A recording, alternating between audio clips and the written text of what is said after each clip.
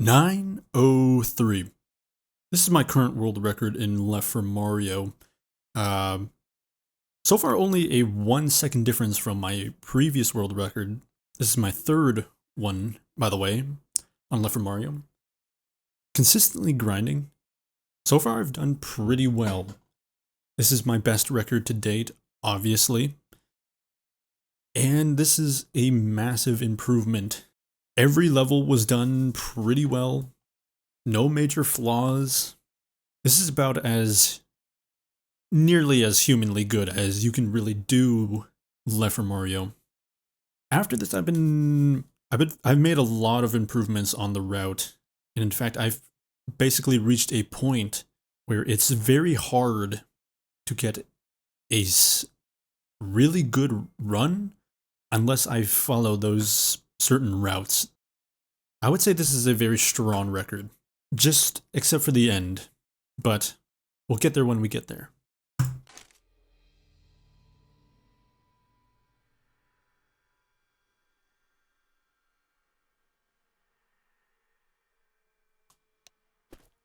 In terms of progress, I've been working pretty often on this, chipping slowly away at it, slowly building my muscle memory, my ability to speed through this level well enough. As you can see, my movement, pretty solid. But despite the fact that I've messed up there, I missed a B-hop at the end. Actually, I can't remember. I should pull this up right now. 1-1, I got a 136. 136. That is definitely not the best. As you can see to the left there, my best ever is 122. Though that is basically, like, ungodly lucky.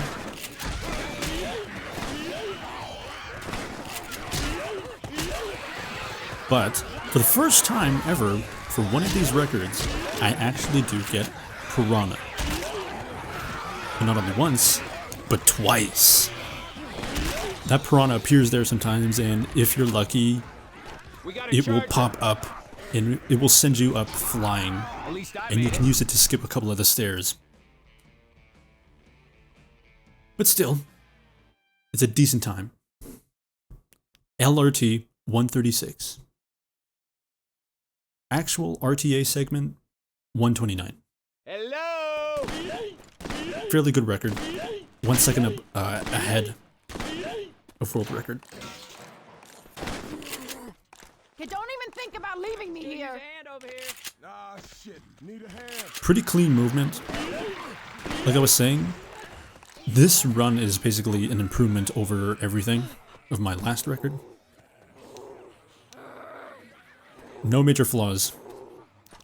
And as you may have noticed, I don't even try or attempt to go for debris skip, which is, if you don't know what debris skip is, it's where you hop on a common to jump over that, those blocks over there, those stone debris.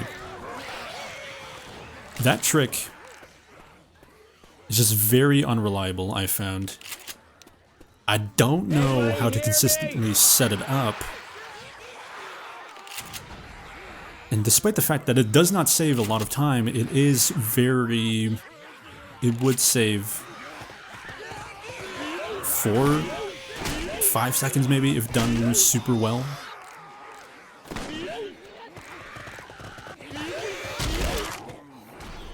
At least I made it. But I gold this level anyways.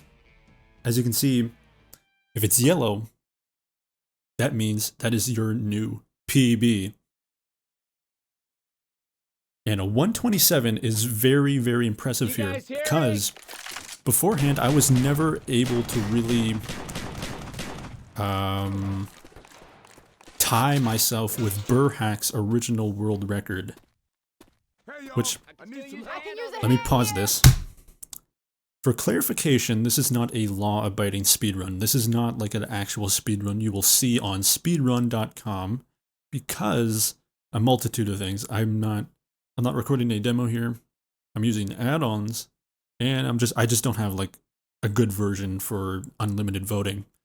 I'm just using simple button commands to switch difficulties, which is essentially the same thing as, you know, doing the voting thing.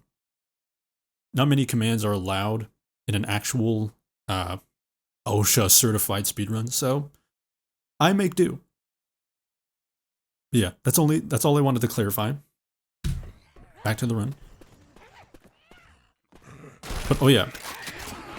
So Burheck's run, his 1-2 is very good. He got a 127. It's essentially that big hall with no zombies, and no zombies in the exit pipe. That is a big advantage because you don't have to really wait for anything. And as you can see here, I throw a pipe bomb. That is very much out of desperation. Because obviously, like, I've time saved, but I obviously want to try to guarantee a sub 9. Because this was about around the time that I'm trying to do sub 9 runs. Unfortunately, I don't have a grenade launcher, and I don't really have anything else to set the barrier off, so I just have to do with a very mediocre 1-3.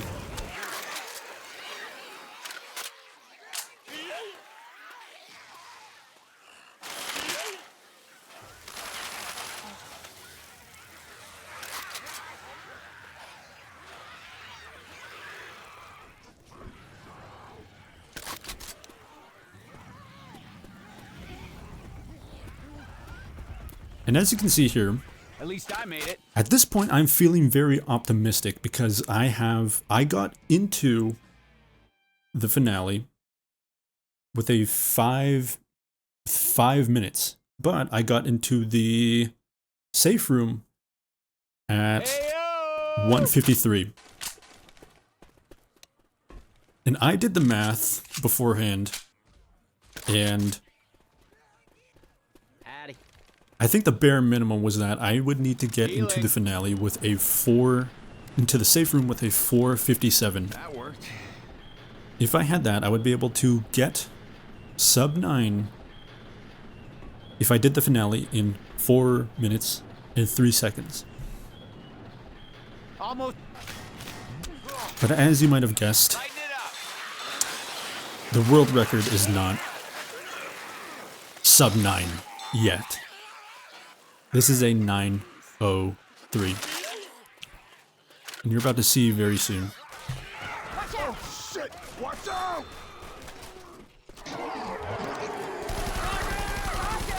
Why we got guns? Throw the pipe bomb. Boomers are one of the scariest things in the finale, because obviously they add on to the final time because they spawn more commons. They're just a menace.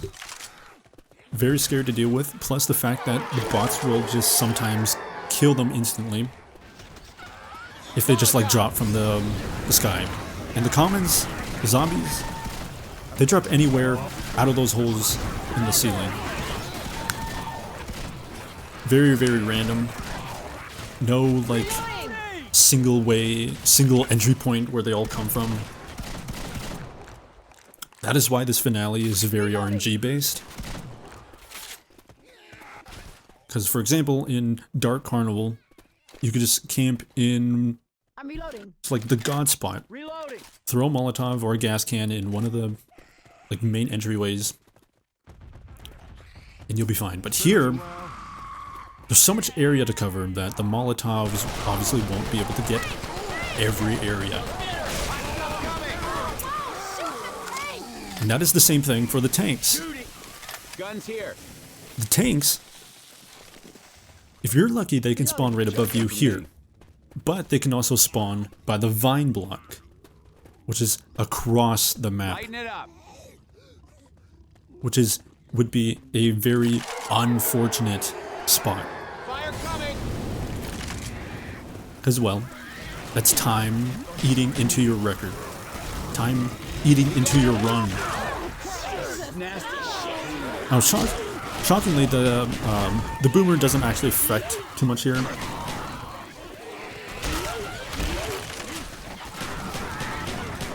But you'll see what affects the run either way. Because with a 453, you would think I would have a guaranteed sub 9. Or at least by the rough calculations. But unfortunately, this was a very, very big fault in the bot AI.